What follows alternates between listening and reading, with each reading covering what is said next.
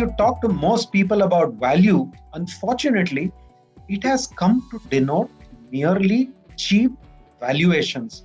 So people think that something is cheap very simplistically because it has what we would call a low price to earnings multiple. Those cheap valuations you look at are actually value traps. What do we bring to the table as professional investment managers, which gives us a perspective and a methodology which allows us to avoid these value traps? A lot of investing is not about finding the companies which will make you the most money. All you need to do is have a process which ensures that you stay away from the companies which destroy value. The minute you do that, you're working with a much tighter set of companies, and the probability that some of those will turn out to be massive value creators has already gone up.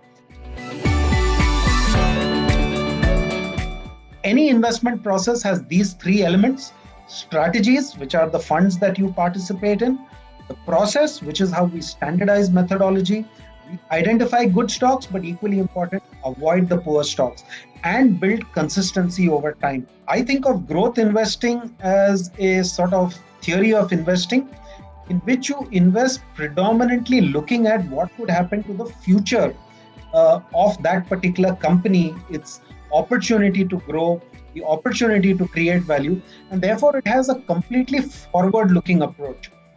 The way we look at value investing is that value investing, of course, it also thinks about the future, but it is always testing that premise on the basis of what does the past tell us about this company? What can we learn about the past? Most importantly, where it diverges from growth investing, in value investing, we are always looking to buy things for slightly less than they are worth. And therefore, that what we call as margin of safety to our mind is an important part of our investing. Whereas in growth investing, it's really about backing the companies with the brightest future and not being so concerned about the actual price that you pay for it. There is no right or wrong in investing. What there is a disciplined approach to practicing a certain set of methods that you think work for you, and then being patient while waiting for the fruits to arrive. There will be seasons in which your approach will not work, but that doesn't matter. What is important is to stay the course, because your season will come, and when it comes is your time to sort of score the boundaries and make up for the lean patch.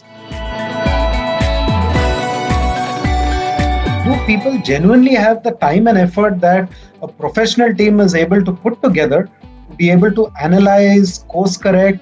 And is that really their primary vocation? I would think day trading is honestly not everybody's cup of tea. I'm yet to meet anybody who became a millionaire by doing day trading.